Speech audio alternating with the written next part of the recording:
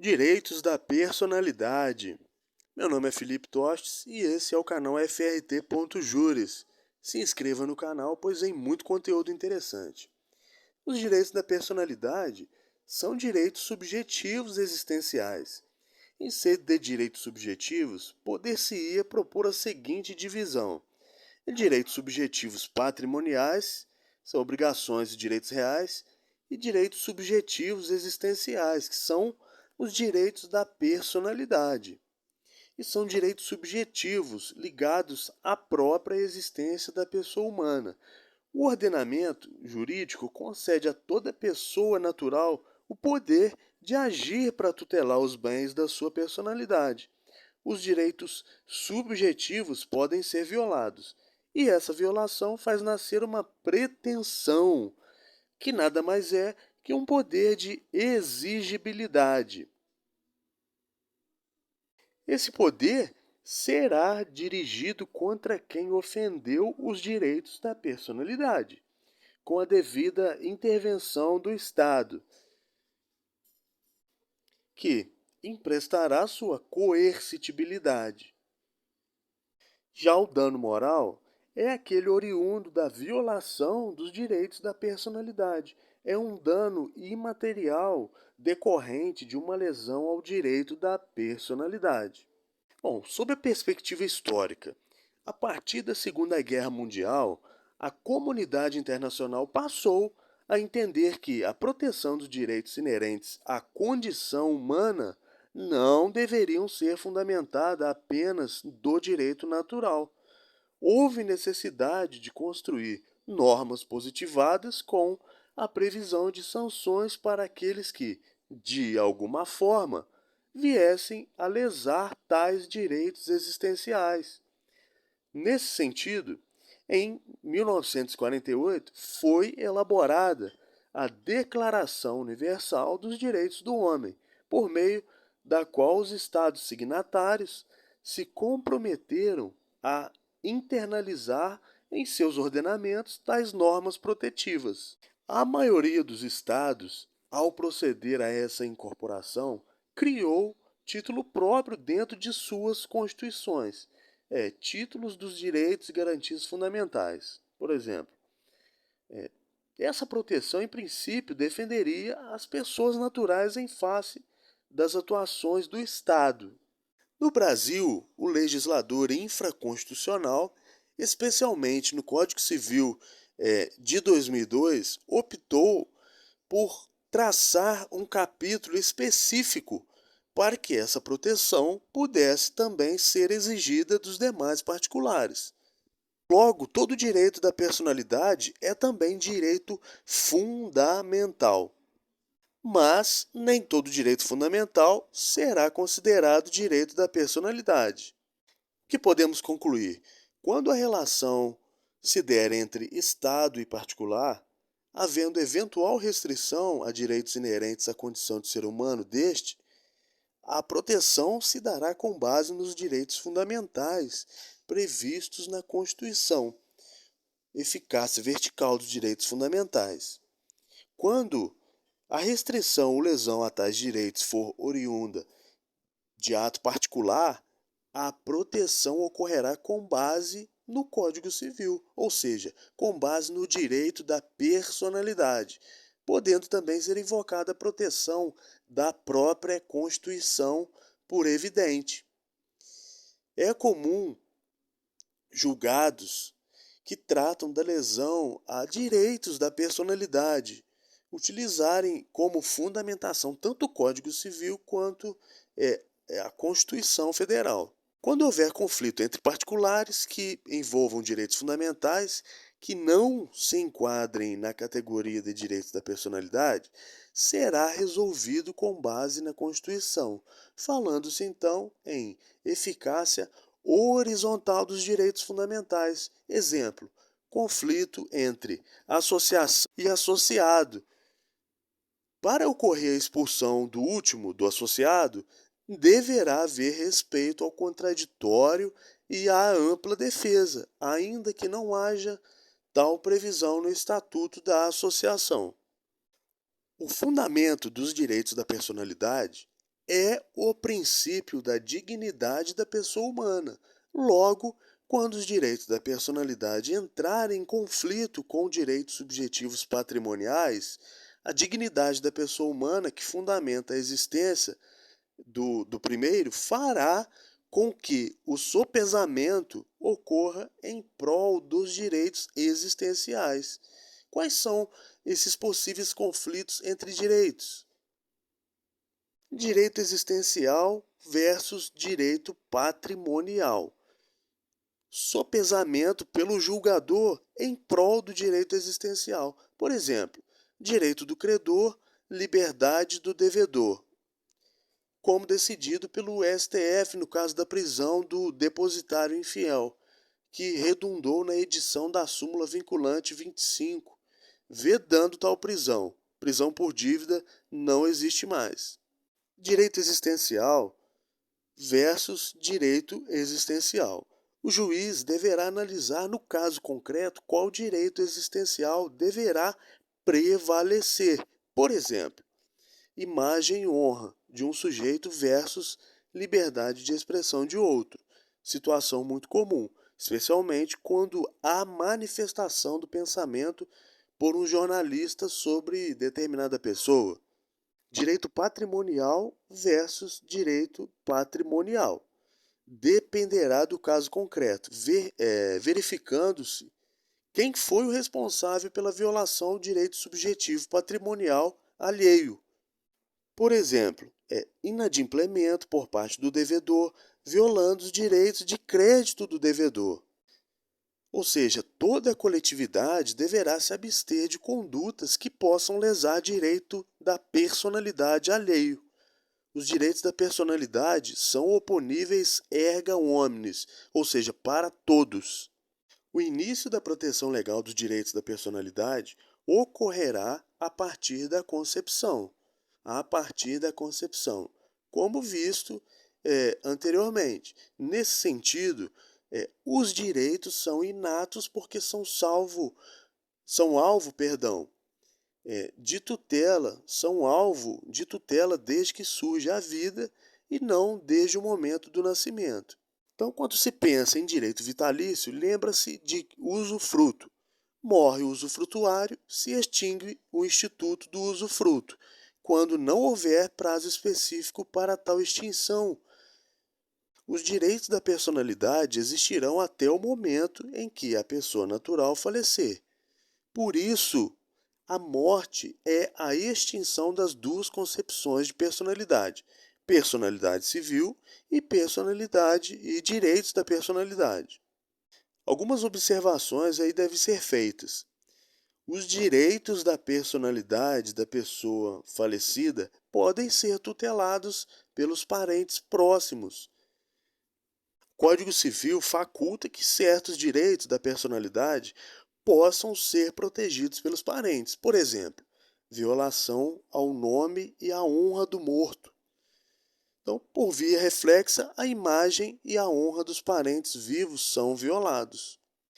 Um excelente exemplo no livro biográfico do Garrincha foram descritas passagens íntimas da vida do jogador. As filhas de Garrincha não concordaram e se sentiram ofendidas por essas passagens. Ingressaram com a ação solicitando a supressão dessas partes e solicitando indenização pelo dano moral reflexo ou por ricochete. Isso aí foi um julgado do STJ. 521, 697. A legitimidade pós-mortem, como dito, encontra-se descrita no Código Civil.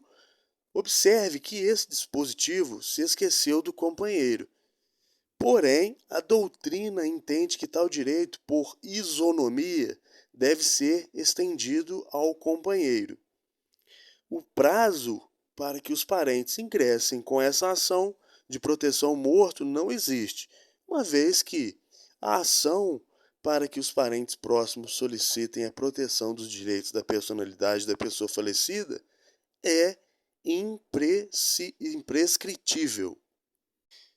Porém, para buscar a devida reparação civil, decorrente da violação dos direitos da personalidade, e tem-se o prazo prescricional de 3 anos, aí nos termos aí do Código Civil. Não se deve confundir essas duas pretensões, quais a primeira não se sujeita a prazo prescricional, a segunda terá o prazo trienal. Como podem os direitos da personalidade ao mesmo tempo ser absolutos e limitados? São absolutos quanto à sua oponibilidade erga omnes, ou seja, para todos, e limitados em relação ao seu exercício. Se todo direito da personalidade é também um direito fundamental, não existe direito fundamental e ilimitado. Logo, em caso de conflito entre dois ou mais direitos da personalidade, resolve-se por meio da técnica da ponderação de interesses ou outra teoria de argumentação. A resposta será dada de acordo com o caso concreto. Não há como dizer de antemão qual direito da personalidade prevalecerá. O que prevalece? O nome, a honra, a liberdade de expressão. Só o caso concreto poderá trazer essa resposta. Os direitos da personalidade são relativamente indisponíveis, porque alguns desses direitos podem ser transmitidos para outra pessoa. Por exemplo, no caso de transmissão de parte do corpo humano, nos termos aí do artigo 199 da Constituição, que diz: a assistência à saúde é livre à iniciativa privada. Parágrafo 4º. A lei disporá sobre as condições e os requisitos que facilitem a remoção de órgãos, tecidos e substâncias humanas para fins de transplante, pesquisa e tratamento, bem como a coleta, processamento e transfusão de sangue e seus derivados, sendo vedado todo tipo de comercialização. Então, a regra constitucional que eu acabei de ver, que nós acabamos de ver, estabelece dois requisitos acerca da transmissão da parcela dos direitos da personalidade. Ou seja, não pode prejudicar a saúde do cedente e também não pode ser remunerada. Já outros direitos da personalidade comportam apenas a cessão de seu exercício, e não do direito em si, caso do direito de imagem e do uso do nome. Nessa hipótese, a doutrina aponta os seguintes requisitos. Por exemplo, a seção específica deve ceder pontualmente algum de seus direitos. Por exemplo, se um jogador de futebol cede a sua imagem para ser feito um outdoor, a empresa contratante não poderá usar a voz para nova propaganda.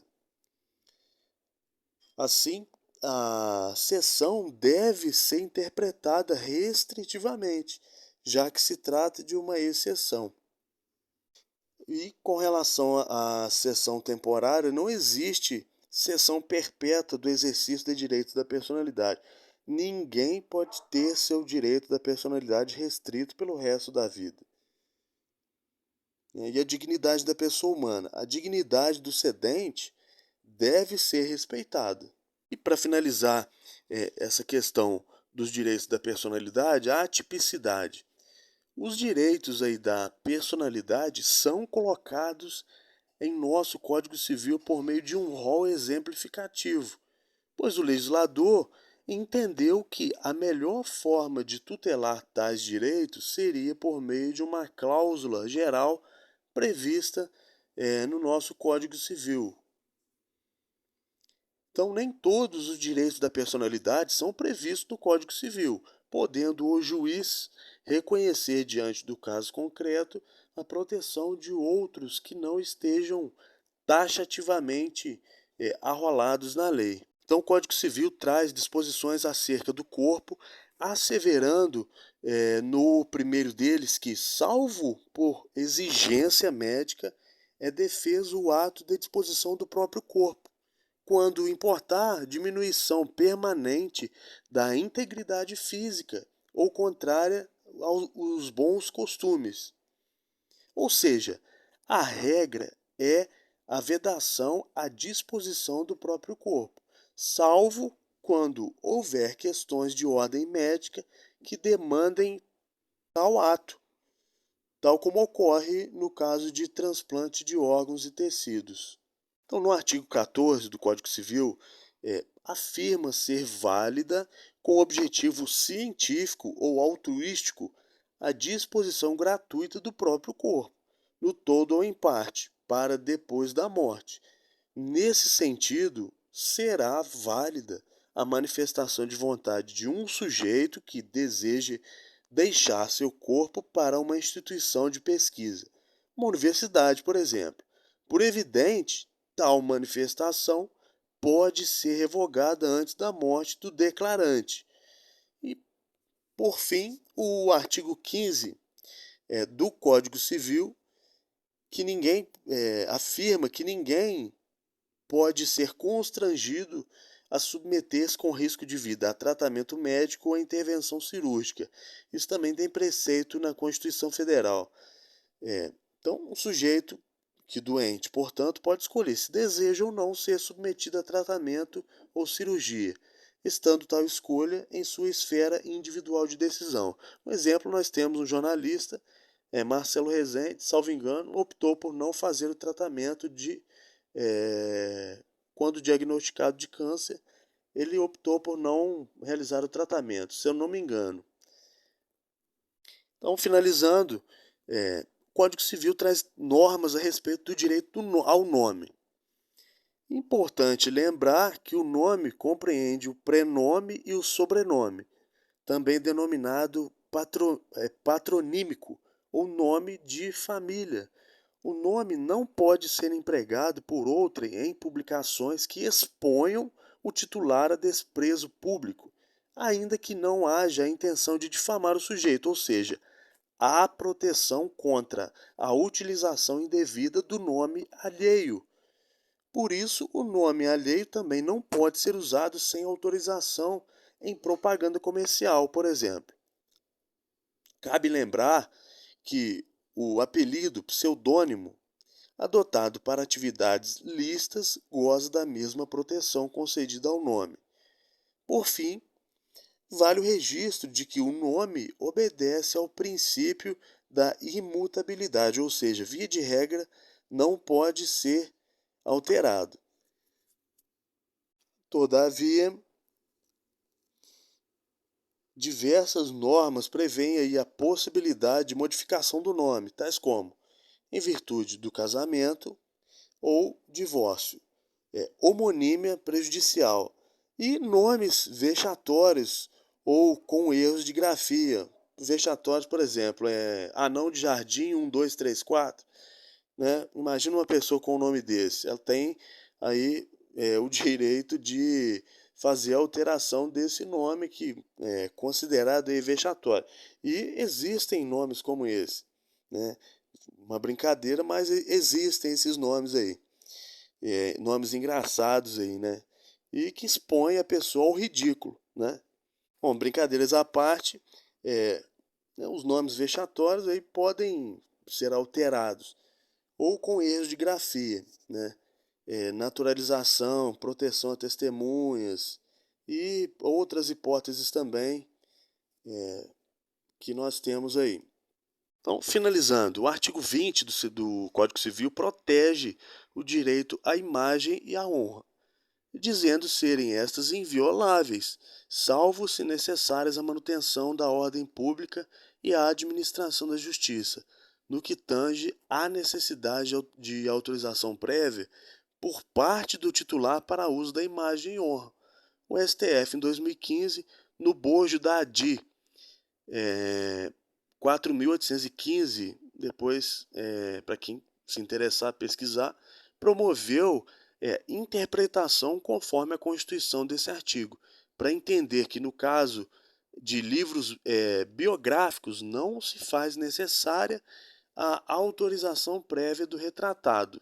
Preservou-se assim, como regra, a não restrição à liberdade de expressão. Artigo 20. Vou ler o artigo. Salvo se autorizadas ou se necessárias à administração da justiça, ou a manutenção da ordem pública, a divulgação de escritos, a transmissão da palavra ou a publicação, a exposição ou utilização da imagem de uma pessoa poderão ser proibidos, a seu requerimento e sem prejuízo da indenização que couber, se lhe atingirem a honra, a boa fama ou a respeitabilidade ou se destinarem a fins comerciais. Então, por sua vez, o artigo subsequente afirma que a vida privada da pessoa é inviolável, devendo o juiz, a requerimento da parte interessada, adotar as providências necessárias para impedir ou fazer cessar qualquer ato contrário a tal mandamento, ou seja, a norma em comento protege o direito à privacidade e à legitimidade, o direito de ser deixado só refutando qualquer intervenção indevida de outrem em seu círculo mais restrito. O intuito da norma é não apenas resguardar a vida privada, como dar ao titular desse direito o poder de controlar as informações existentes a seu respeito. E assim eu finalizo é, esta parte, este tema. Vamos entrar aí, seguindo essa ordem aí no direito civil, vamos entrar na pessoa jurídica, falar sobre as pessoas jurídicas, as noções gerais, os tipos, associações, as classificações, é bem interessante. Até a próxima aula, um abraço.